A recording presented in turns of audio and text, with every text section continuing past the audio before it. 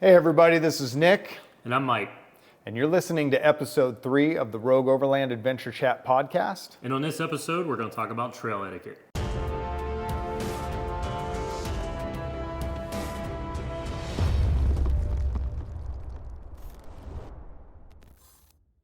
Well, Mike, here we are, episode 3.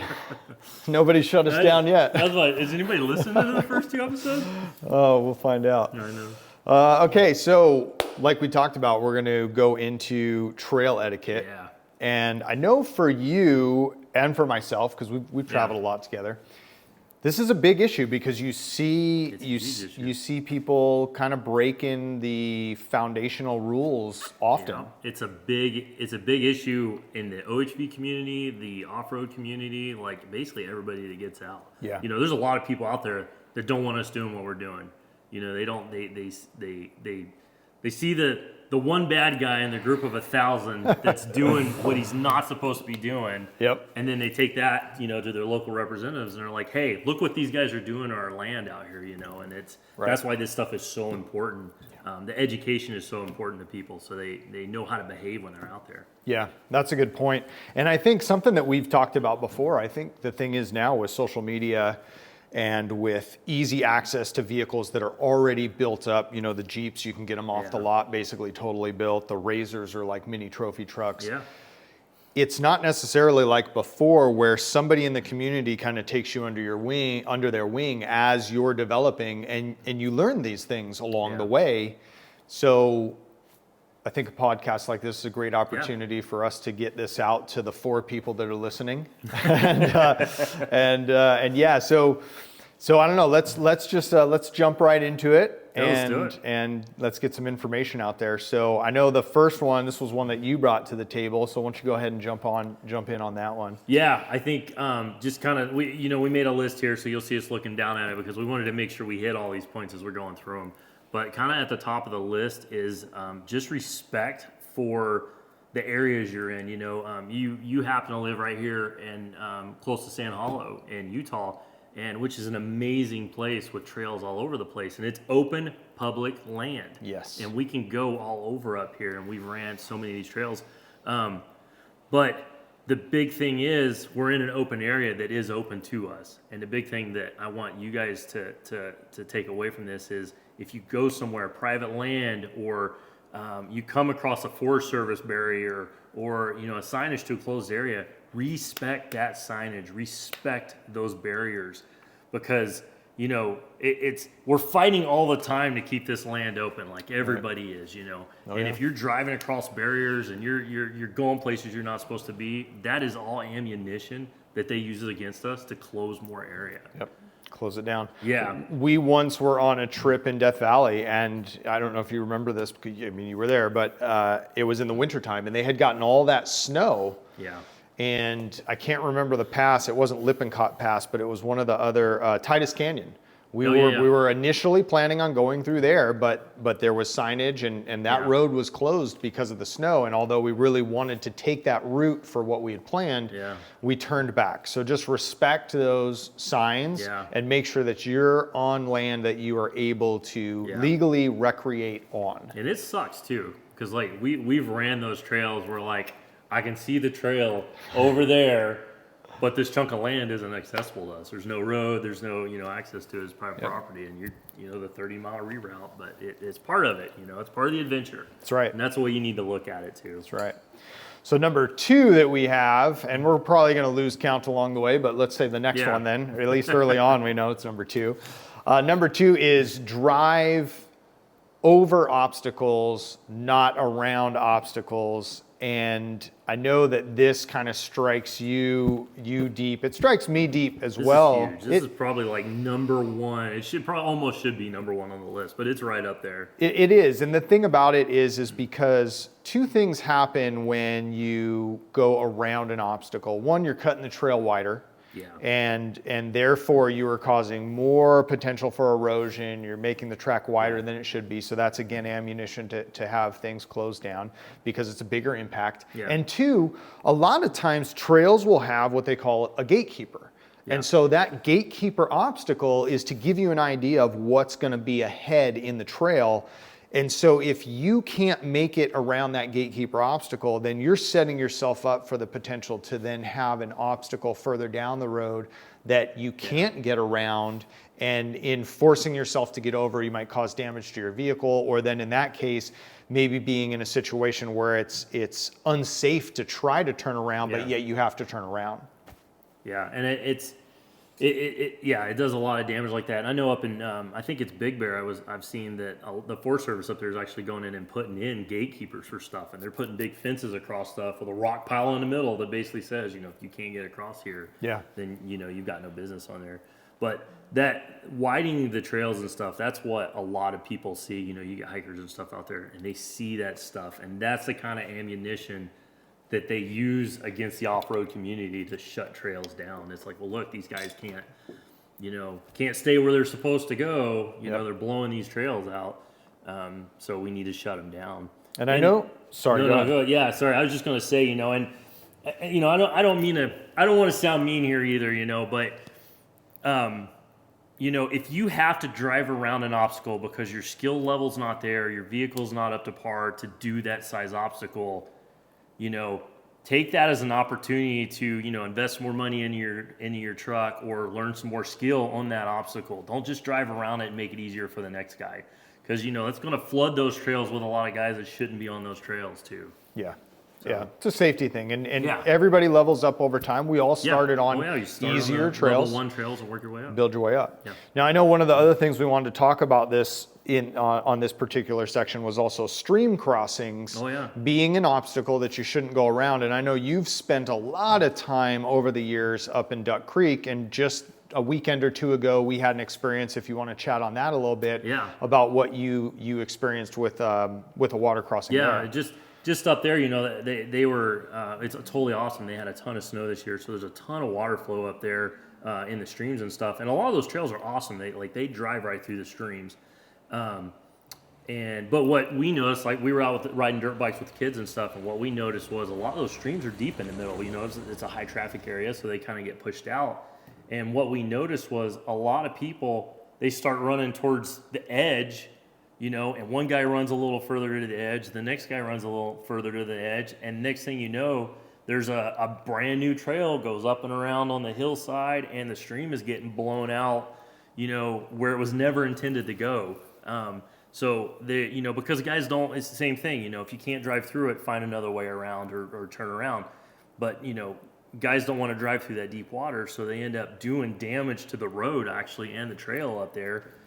So they can get through it, and that's not the right way to do it. And you actually, at one point, we rode down, and coming back, you stopped and actually laid some logs across a couple of those new access roads to try to keep people off of them. Yeah, well, just in the weekend we were there, we saw that brand new track. Probably added a full lane to that road. And just from kind of my mountain bike days, I've always had the thought process of, if every person that traveled on a trail repaired one little piece of it, it takes you 10 minutes, right? I never even thought about that, The amount of traffic, the trails would always be in great condition, right? That's because kind of that self-regulation, self-policing thing. So a lot of times when I see those illegal trails being cut, if there's already a downed log or something, I'll just try to move it to block that in trying to help keep those trails open and keep that trail system healthy.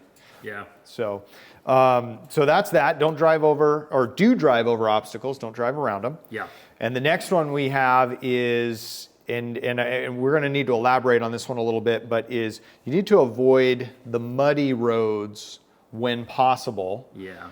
And you had an experience up in Flagstaff with this, because there's a lot of areas where driving muddy, the trails are always muddy, and it's okay to drive them. We talked a little bit about that, and this. For us West Coast guys, I think it's different than you East Coast guys, for sure. You guys are wet and muddy all the time, and it's kind of just the way it is. That's the way the trails are. Out here in the West, our roads are in certain places are different. They get wet, they turn into slime. Clay, and they get tore up super fast. And so you were talking about, we were down in Flagstaff about 2 months ago with a group of guys. And half the forest up there, the snow had all melted off, but half the forest up there was closed. We had a hard time finding a place to camp. And the reason they had it all closed was not because there was snow on the road, because the snow had all melted off, but because the roads up there were so saturated still, they didn't want people driving on it. And what happens out here in the West, when you drive on a wet road like that, that's muddy, you rut it out really, really bad. Deep ruts. Deep ruts. Yep. And it gets torn up quick. And it gets dangerous too. Like I've slid off roads. I slid off a road on like the first road trip, up by the old mansion up there. Oh, in Kingman. Gosh, yeah, dude. outside Kingman area. Yeah, the wall those pies. roads. We got on a road we couldn't get off it was of. snow. I slid off the road. Yeah, it was horrible. But what happens is out here in the West is we get a big rainstorm or the snow melts off, the roads get saturated, and then we don't get rain for 3 months, 4 months, 5 months, 6 months, right? So what happens is those roads got wet, they got rutted, and then they dry. And the only thing you can do with those roads at that point is you have to run a grader across them, and that costs the Forest Service money, it costs them time. Yep. So that's why a lot of land management people will close those roads down. And it's super important, you know, going back to the barriers thing, it's super important to respect those barriers when they're closed, because, you know, if those roads get tore up and it costs too much money, they're just going to close them down. Like they're not going to mess with them anymore. Yep. And that's why the mud thing is more of a West Coast thing, but that's why it's so important out here to avoid those muddy roads. That's huge in the mountain bike community, because a lot of places, especially if people have put time, like myself, put time into building trails, building legal trails, then if you're out there riding when the trails are saturated and you're rutting them out, Oh yeah, you can get some people really upset with you. Yeah. You know, so the community kind of helps to regulate that, self-regulation. But yeah, it destroys the trails. It destroys the trails. Now, before we move on, I don't know if you're going to touch on it or not. There is an appropriate time to drive through the mud. True. And I don't know if you want to talk about that or when that appropriate time is. Yeah. So what we're going to want to do here is when, like you talked about, on the East Coast, it's common for the trails to just be muddy. But when there's a mud hole, when there's a mud bog in the trail, and it is part of the trail. Mm-hmm. Where were we? Gosh, we were in. I think it was when we were in Big Bear. We were on one of the forest roads. Everything was dry. We were on our way to run John Bull. Yeah, everything was dry, but there was one stretch that did have standing water, was a bit of a mud hole, and the trail was open. And in that situation, you want to, you know, there's no alternate route around. You want to go through it. Yeah.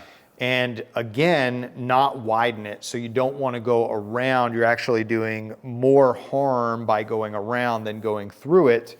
And you're going to go through it slow too. Yes. It's not a blasted thing. As cool as it looks on Instagram videos, is the wrong way to do it, because when you go through it like that, number one, that mud gets all over your vehicle. Oh yeah. And it is the worst to get out and work on.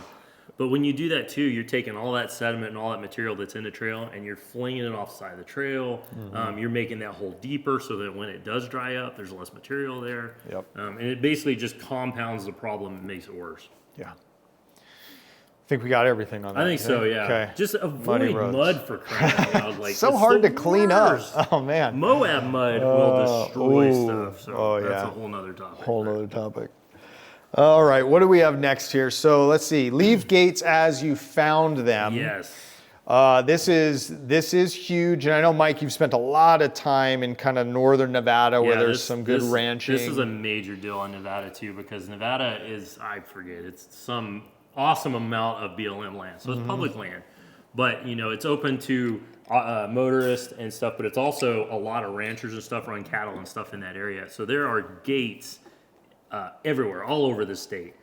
And it's a big deal. So I know there's some general rules of thumb, like basically if you find a gate open, leave it open unless it's signed. Yeah. Sometimes it'll say like, hey, leave this gate closed at all times. Then you want to close it. Yep. But the biggest part is if a gate is closed, you can open it. It's perfectly legal.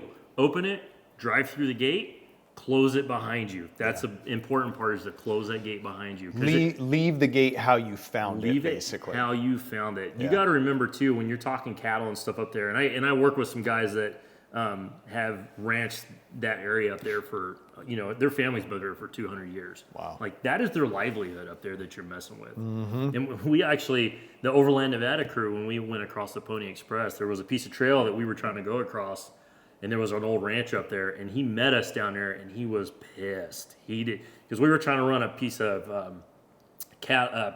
piece of trail that went up and over a mountain. Right. And he was just like, you couldn't get a horse through there. And we're like, hey man, we'd like to try it. This is part of the original Pony Express. And come to find out what had happened is somebody had went through there, left the gate open, and he had lost like 2 or 3 horses and stuff. And like, he was mad. I mean, just absolutely furious. And he didn't want us anywhere near that area because he had gates all the way along there. Dang. So it's a big deal, man. I mean, this is these people's livelihoods and lives that you're messing with. Yep.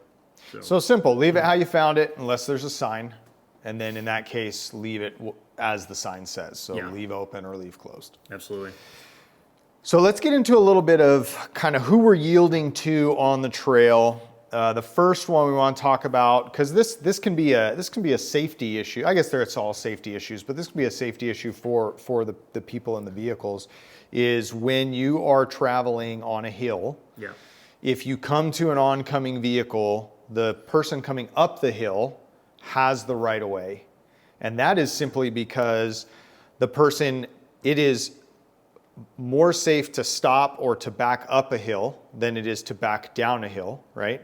Dealing with momentum and things like that. And then also, it is more difficult to regain momentum, right, traveling upwards. I'm thinking of our buddy Sean and his stick shift FJ, trying to start in the middle of a hill. Yeah. So in a perfect world, you'd see them coming on, and you would get out of their way so that the upcoming person can maintain momentum. Now, that being said, we should comment on all these things. It is the rule, but there also has a little bit of common sense, which you got to activate that superpower, and that is that if you come onto somebody and the person coming uphill has literally just passed a massive turnout, spot to get out of the way, and maybe you haven't seen anything for the last 300 meters or so. You're halfway down the hill already. Then most likely you guys are going to talk it out and that person's going to get out of the way. But the official rule is uphill has the right of way. Yeah. You just continue on with yielding to things. A lot of these trails they're multi-use trails. So we're talking hikers, bikers, dirt bikers, horseback riders, the whole gambit. Yep. We're in a 4,000, we're talking trucks here. We're in a 4,000 pound, maybe 6,000 pound if we're loaded, but vehicle. And when you're talking about these other guys, you want to yield to these other people. Yeah. And, I know personally for let's just horses on our list here, as I've taught the kids how to ride dirt bikes and stuff. And I think it's the same thing with your kids and your family. We've ran across horses before, and what I've always taught them guys is, hey, we're going to pull over, we're going to shut the motors off, we're going to take our helmets off, take a break, and enjoy the horses going by. Yeah. And then that way we're not spooking the horses, because you don't know how they're going to react, how they deal with noises and stuff. Yeah. And, stuff like that too, it shows respect to those other land use people out there, and, you just create a good relationship with them. At the end of the day, as OHV, the driver, as vehicles, and as four-wheeled vehicles, we're on the bottom of the totem pole, is what it really comes down to. And so the more comfortable you can make it for hikers and motorcyclists and cyclists and people on horses to get by, it's just going to build a relationship to where they say, you know what, maybe those guys aren't so bad. And then the next time something comes up to try to close some land, and maybe those people make a vote that helps our situation to keep land open because they had that experience with you, where if, like you were saying, you don't have the kids turn the engines off and then the horse gets spooked or something. They don't want to deal with us at that point. Or you dust by a hiker and you just totally dust them out because you fly by. I feel so bad for those people too. Yeah. And on that note too, before we kind of jump into one of these other topics, is that consider the size differential too. Even if you have another set of vehicles that you're coming on and it's flat ground, right? So, who technically has the right of way? I guess nobody technically has the right of way, but if you look at it and you say, well, you know what, that group has 2 Jeeps and well, no, let's go the other way. That group has 10 Jeeps with them, and I'm out with one other guy. Yeah. It's a lot easier for that group of 2 to just get out of the way and let that group of 10 come by than it is for that group of 10 to find a spot to get out of the way. The footprint on those 2 vehicles is going to be a lot smaller than the footprint of 10 vehicles trying to find a place to get out. Oh, let faster traffic by. This probably under the yielding to idea is, you know, Mike and I, we spend, if we're not on dirt bikes, we spend most of our time in a 4Runner or an Xterra. So we're in an SUV. And we're slow. We're slow, right? We're slow. We are not going to maintain the type of speeds comfortably that a side-by-side can. So yield to faster traffic. It's simple for us to just, if we see side-by-sides coming in the back, in the rearview mirror, let's just pull off and let them by instead of holding them jammed up behind us when we know they're going easily 30, 40, 50% faster down the trail than we are. So just let that faster traffic by. Dirt bikes, you know, it's super frustrating if you're on a dirt bike and you're stuck behind an SUV that's just, you know, slowing you down basically. It's all about just continuing to build that relationship with those other land users. Absolutely. You know, and then they're not frustrated. They're having a better day. They're not taking it out on, you know, someone else down the trail. Play nice with others. I think that's the biggest thing. All right, let's stop talking about right away. That's it's not as exciting as this next topic. So as you know, if you've seen any of the Rogue Overland videos on YouTube, or if you listen to our first podcast where Mike and I talked about our background in the off-road community, Mike, you come from, and so do I, from a rock crawling pedigree. Yep. So I know this like is the way that sounds. right. Pedigree. I feel important now. Important. Yeah, we're really just rednecks with trucks. Yeah, pretty much. But no, we come from that rock crawling background, and so I know this is a kind of a big one for you as well. If you want to chat a little bit on kind of the 3 tries and then get the rope. Yeah, so I think, and this really kind of comes into play when we're talking about you're on a really popular trail. Let's say you're running the Rubicon, or we're up here on Double Sammy or something like that, and there's a bunch of people on the trail, right? You don't want to be the guy on the obstacle that's there for 2 hours trying to get your open truck up something that it shouldn't have been on in the first place, right? We've always kind of adopted, especially on our big road trips every year where we've got, 30, 40 rigs with us, basically a 3 shots and you're done kind of thing. And that gives an opportunity for people to give, because sometimes it takes a couple times to kind of get an idea of where your rig needs to be to get up an obstacle. Absolutely. But a 3 and done kind of, that gives them 3 shots to get up an obstacle without basically spending all day there and eating up everybody else's time. Yep. When Nick and I go out, it's a little different. If it's just the 2 of us, out there on a Monday afternoon and there's nobody around, we may spend an hour on something trying to figure out what the best line is, but we're not bothering anybody at that point. Right. So really, it's just about it's really more than anything just trying to time management with other people's time. Absolutely. Yep. I think that's a real simple one. There's not really much else to be said on that. Yeah. I think just a cool story, if anybody's interested, would be an example is that time that we were on. What's that one in Sand Hollow that has that big waterfall? Oh, the Horseshoe Falls or something like that. What's the name of the trail? Gosh, what is the name of the trail? That's one of our favorites up there. One of my favorites up there. 7? Is there a 7 in the name? No, it's not. Oh gosh. It'll come to us by the It's on the tip of my tongue. It'll come to us by the end of the show. But there's Mike and I it was just the 2 of us. We were out there pre-running for a potential rogue trip. At that particular time, it was potentially going to be a rogue trip in the future, and it's this massive waterfall, and we hadn't run it before, and we weren't with anybody that had run it before, and so I think I was up at first, and gosh, I mean, we must have spent, you were spotting me for, I'd say at least 10, 15 minutes. There was a couple, there was definitely a few tries in there trying to figure out the right line. And but you know what, there was no one behind us, and we weren't in a large group, so Mike didn't mind spotting me up it and taking the time to do it, and then the same for him when he went up it after. So that's a scenario where it's not a big deal. And actually that same trail, same obstacle, we ran it another time and ended up. You remember the guy ended up behind us in the rock buggy. Samurai? Was it Samurai? Yeah, right? that's right. And he ended up falling in behind us, and we stopped a couple times, like, "Hey, dude," because he's in a buggy and we're in full body rigs. We're like, "Hey, dude, you want to go around?"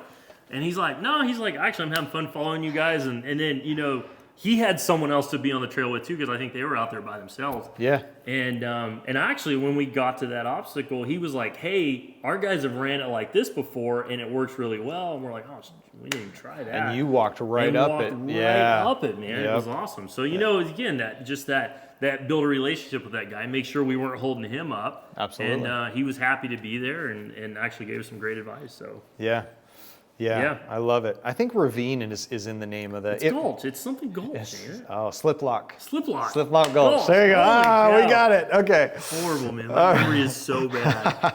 All right, so 3 tries and then take a rope or a winch, have somebody get you up. All right, let's talk about hand signals. If you're listening to the podcast, I'm going to talk through it here. If you're on YouTube, then you'll see me put my hands up and signal. But that's to simply just indicate how many people are behind you. Okay, yep. So if I'm rolling with 5 people in my caravan, if you will, then I'm going to put up a 4 as I drive by an oncoming person, and that lets them know there's 4 vehicles behind me. And then the person behind me would throw up a 3 because there's then 3 behind him, and then so and so forth. The next person throws up a 2, 1, and then the last person throws a closed fist, and that basically indicates that you are the last person in that group. So then the oncoming vehicles know that, okay, cool. As far as this group goes, it's clear going forward. I know, in Duck Creek we use those hand signals a lot because up there, we're on dirt bikes, and a lot of people up there, it's super popular with the side-by-side crowd. Yeah. And, if we get in a fight with a side-by-side, we're going to lose. So, especially when I got like 3 kids or 6 kids behind me. When you're on the dirt bikes. On the dirt bikes. It's, I'm like, there's 4 of us. I'm trying to be super like, look at this because, I don't want the dude to come around the corner. If he knows, hey, there's a bunch of people coming by, he can drive cautiously. Hopefully he's smart enough to know that, hopefully he's watched this podcast and knows what that means now, That's right. And knows what's coming. So I actually learned something. I always wondered about the hand signal thing because, sometimes I get out with a bunch of kids. I got like 10 people with me. Yeah.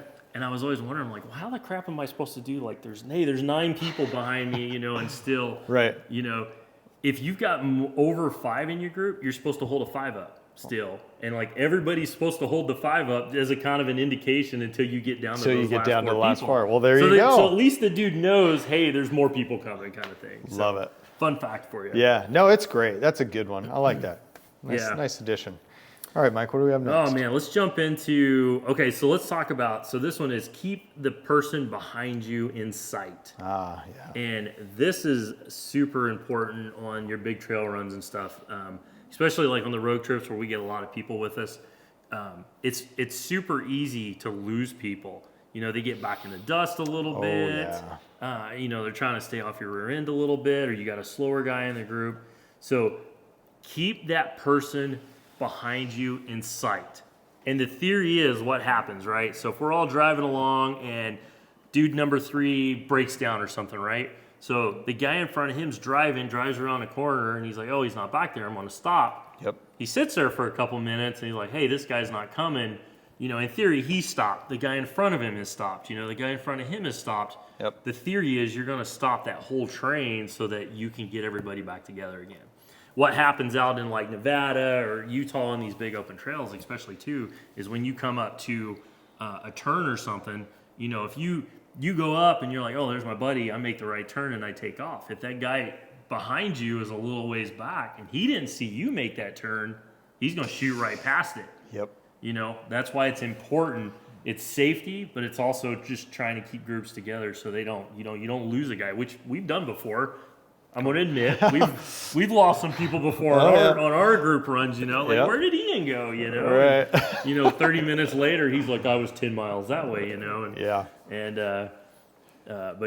So that's the important thing about keeping tabs on the people around you, behind you. Absolutely. And I want to give a little plug for Bubba Rope here is if you've seen any of our YouTube stuff, you know that we've worked with Bub Rope for a long time. We love their products because they're made in the USA. And they did not sponsor this podcast, but it just, we were on the Four Wheeler Magazine Overland Adventure. I think it was the first or second one before they shut it down and stopped doing it.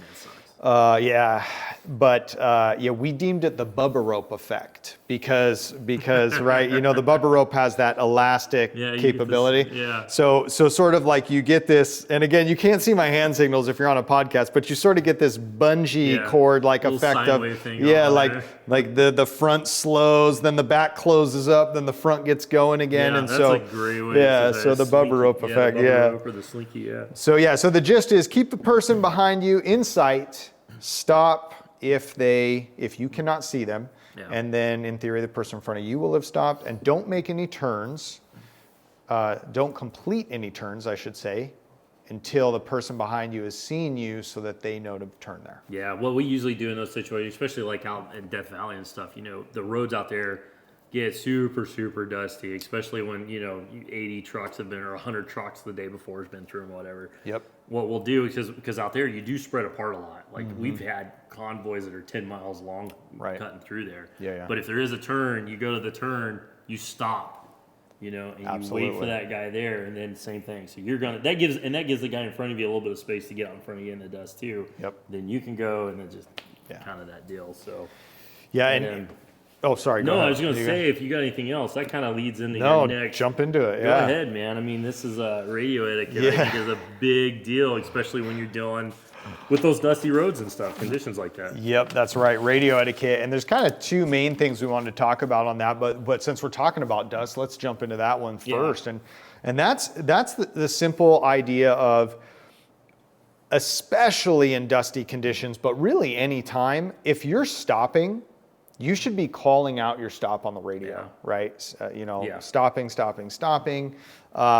so that people are aware, right? And also, really, you don't want to stop right in the middle of the track, right? In a perfect world, if there's enough room, you're going to be getting off to a side of the track. And that's just a safety thing. If it's super dusty, and again, most of our stuff comes from the Southwest, so that's where our perspective and our experience comes from.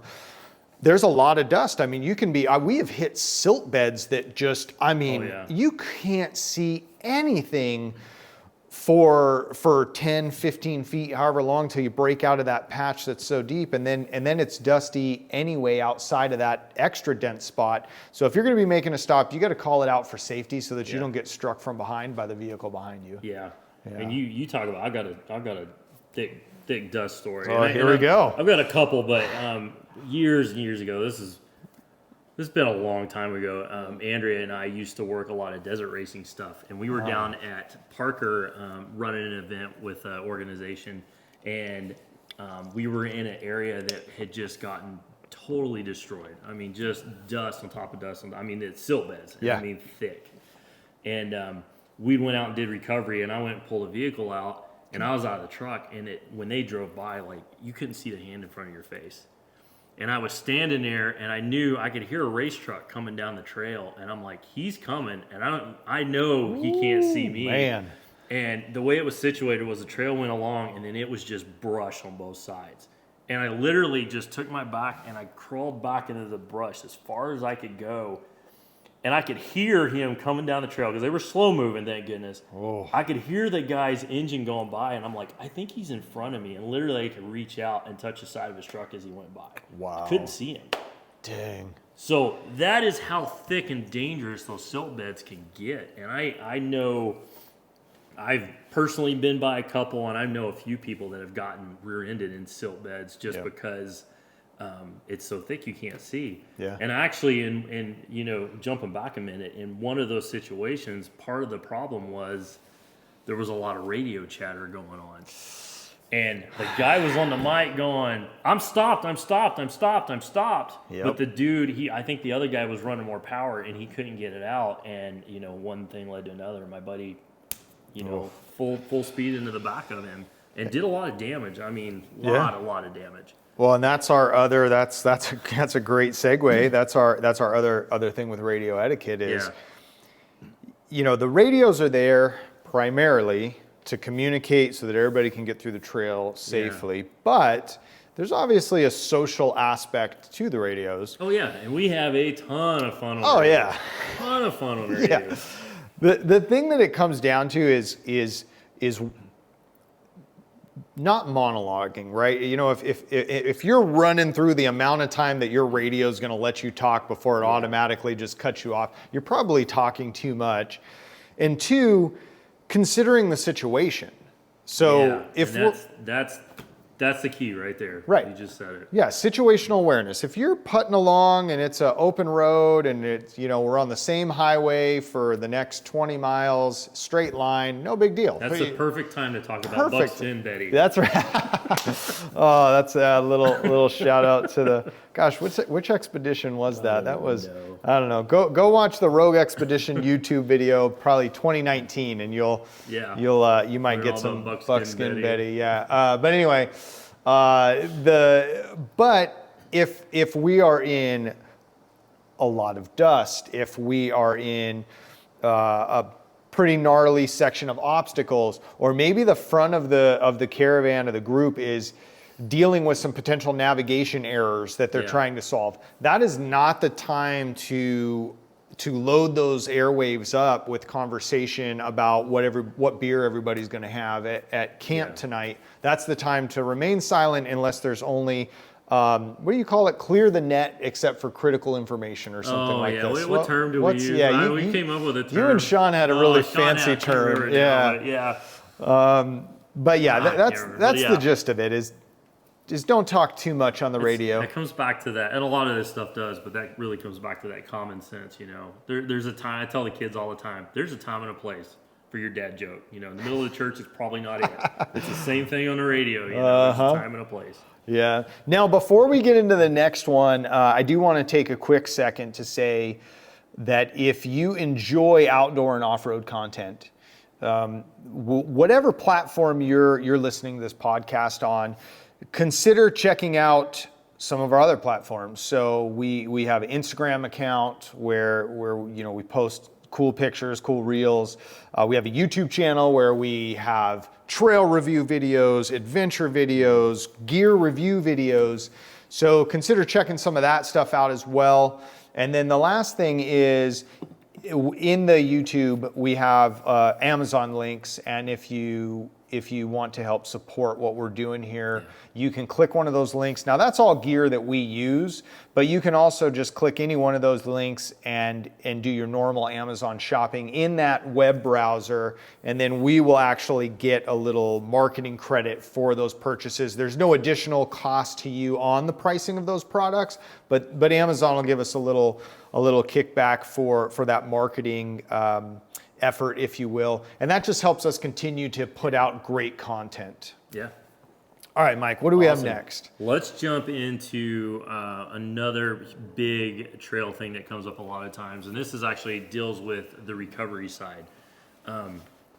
One of the big things, and out here in the West, we're lucky if we even have a tree around us to hook a winch to. Yeah.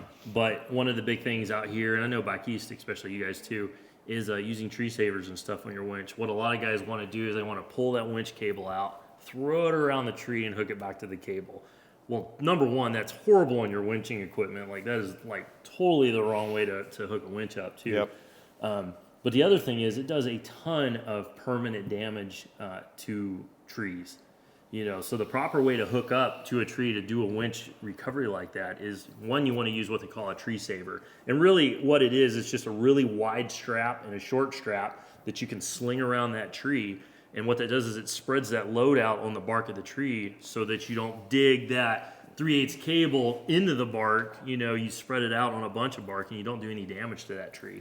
And you want to get that thing, you know, down low and use your bubba rope soft shackle to hook it up to your winch line, and you've got a safer winch setup, number one, but number two, you're not going to do any damage to that tree, and that tree will be there for years to come. I mean, how many trails have we been on? You know, the Rubicon, I think, and you go. I think John Bull even too. There's a couple spots that they're tough spots. I think I got hung up on one last time. I got all screwed up, but you could tell where everybody was winching from because like the tree was just destroyed at the bottom. There's no bark left. You know, and stuff like that. Again, you know, a lot of this trail etiquette stuff is stuff that, you know, if we don't do it right, they use against us to close these trails down. But you know, hooking up properly is super important. Yeah, and I know a lot of trails that where there's common spots. For example, I'm thinking of Poison Spider on out in Moab. Oh yeah, they've put in anchor points, which is great. But yeah, 100%. You got to make sure that you're winching appropriately, especially when we're talking about destroying any trees. Because you know the thing about it is you destroy that bark, and then the tree is open to infection and things like this, and then that tree dies. And if that's like the main tree that people need to winch off, then it's not there in the future for somebody else to winch off either. Yeah. So now one other thing before we kind of get into, I know we're going to talk about some camp stuff. I just wanted to talk briefly about traveling a safe distance. And I know we talked about dust a little bit, but there's two key aspects to traveling at a safe distance to the person in front of you. And that's going to be one, in dusty situations or wet conditions, or, you know, rain, snow, things like that, we're going to want to add a little additional space between you and the person in front of you to allow for stopping and allow for if someone in front of you stopped, so that you know you have time to get the signal that they're stopped and you can stay out of, you cannot run into them. Yeah. And then also let's talk about ascending and descending hills, and really this goes for obstacles as well. I haven't seen it so much with obstacles, and it's probably just because it's shorter, but I see this unfortunately all the time with hill climbs. And that's that the way you're supposed to do it is the person in front of you completes the hill climb and then you start, or they complete the descend and then you start. You don't start while they're halfway up or they're halfway down, because let's say that they have an issue and they stop. Now you're part of the way up and you stop. Now you have two vehicles on this hill climb that have lost complete momentum. Yeah. Or an even scarier situation on a descend. Let's say that the person that you lose your brakes, right? And you have started before the person in front of you has completed it, then you're going to potentially run into them. Yeah. No, that's good stuff. So again, common sense stuff, you know, but it's just, it needs to be said. It needs to be out there. Yeah. And it is, and that's why we're doing this podcast. That's right. Let's see. Are we jumping into the camp stuff here? We gotta, I guess, talk briefly before we talk about this was a very generic thing, but I think it's important, man. We wrote down here to help others. And, you know, we're all out there doing the same thing. You know, we all want to be out there experiencing the same thing with our families and with our friends and stuff. Yeah. You know, don't be a dick. Can I say that in the podcast? I don't know. We'll find out. Don't be a dick, man. You know, we've helped other people before. We've gave them tools. We've gave them parts, fluids and stuff. And we've been helped before. Absolutely. You know? That stuff all kind of comes around, I think, at the end. Yeah. You know? Yep. I've always lived my life kind of in the sense of you know, karma or the power of the universe, and that's that what you put out there is what the universe is going to throw back at you. Yeah. And if you're helping, you know, you come along and you help somebody out, then I feel like the likelihood that when you need help, somebody's going to be there to help you. Yeah. So even from, if you want to take it from a selfish standpoint, you know, helping people is going to set you up to get help in the future. Yeah. And most of the time we've had people, hey, you guys need it? No, we're good. You know, no biggie. We had, remember when we were running Trifecta, 3-4 years ago, and that, I think it was an XJ, they had busted their drive shaft, right? And we, you know, hey, is there anything we can do to help you? And well, not unless you have another XJ drive shaft. Well, no, we don't have an XJ drive shaft, but we did check to make sure, like, are there maybe any tools that you guys need that we potentially have? Do you need an extra seat? Like, you need us to drive somebody out? And they were all good, you know? We've done that stuff before, too. We make a habit, especially when it's hot out here, and I think people get in over their heads with hikers and stuff, like passing people like, hey, you guys need water? You know, because we're always carrying, you know, we got a truck, so we're carrying a bunch of water. Yeah. I have kind of the same thing, but we made a habit of being like, hey, do you need some water? And we've had people like, yeah, dude, like, we're almost out. Can we get a couple liters? Right. Yeah, absolutely, man. And gasoline. I've gave dirt bikers gasoline before, you know, because they're like, this took way longer than we thought. We're sucking fumes. I'm like, yeah, dude, I'll put 2 gallons in for you, stuff like that. I've got a great story, and we've only got a couple more things to touch on here, so it's worth like the maybe 90 seconds. We called it NizCon, right? So, I think it was 2016, and there's a video on our YouTube channel if you YouTube Rubicon Trail or check out our playlist. Yeah. But we went with 6 Nissans on the Rubicon Trail, right? 2 Xterras, 4 Frontiers. Is that the one you guys ran in like a day? Yeah, it was only crazy. One night. It was a really not the way you should do it. But yeah, you should do it 2 nights for sure. But that being said, I think we were at Little Sluice and these dirt bikers come rolling by and we were late. I mean, it was pretty late in the day and they had quite a ways to still get out, and they just looked beat and in over their heads. And so we actually stopped, said, hey, you guys okay? Like, everything good? It's kind of a weird spot in the trail to be at the time of the day that you're at, and it didn't seem like they had, much camping gear or anything as I recall. And so anyway, the gist of it was, no, they were in way over their head to the point of I had a satellite, an inReach or whatever. One of the dudes actually asked me to text his wife and say, hey, we're still alive, because they didn't have the ability to get any messages out to them because I guess, no cell phone service. And then the other thing was, right, they were tapped out on water, they were tapped out on food. I cannot imagine riding a dirt bike across a Rubicon. Forget it. Yeah. Dude, I have nowhere near that. I'm not even going to pretend like that's going to happen in my life. I'm sure a bunch of you out here, all 4 of you listening to the podcast probably could. I agree. I don't think I could personally do it. But had we not stocked those guys up, I mean, I'd been hurting. So help people out. Yeah. All right, the grand finale, couple camp related. Yeah, campsites. And this is kind of a big deal too, because it's a little bit, it's kind of related to trail etiquette, but I kind of feel like personally it really does fall on us because we're doing a lot of this stuff together. We're off-roading and we're camping. Yeah. And it's just a couple quick points. When you're looking for a camp spot, number one, find somewhere that's already been established. We've always been super lucky traveling Forest Service, BLM land and stuff like that. There's camp spots everywhere where people have been, Yeah.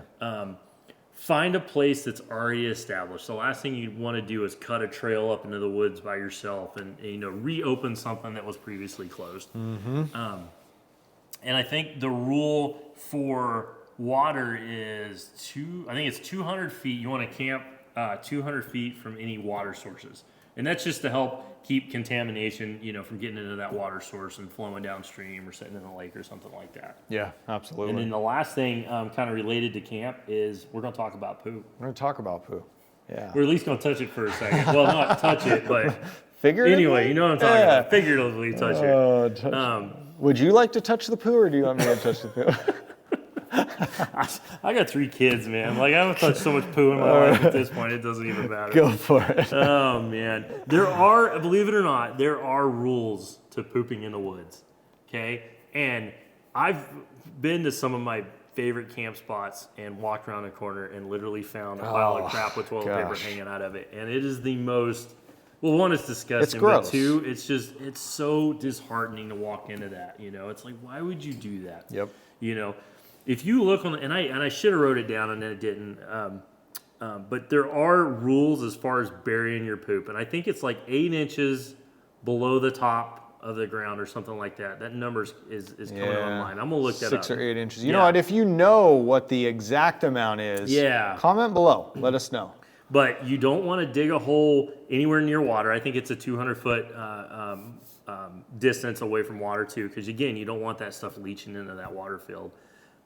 But your paper, your feminine products, all that stuff, you want to haul that stuff out. And as gross as it sounds to haul your poop out, we keep some Ziploc bags in the truck that we can just tuck that stuff down in there, wrap it up tight, throw it in the trash-a-roo. It's not in the truck, and we can get rid of it at the first, dumpster we find. Yeah, easy. But for the love, man, don't walk around pooping everywhere. Like, that hurts us so much. It just destroys the campsite, and again, that is the stuff that they use against us at the end of the day.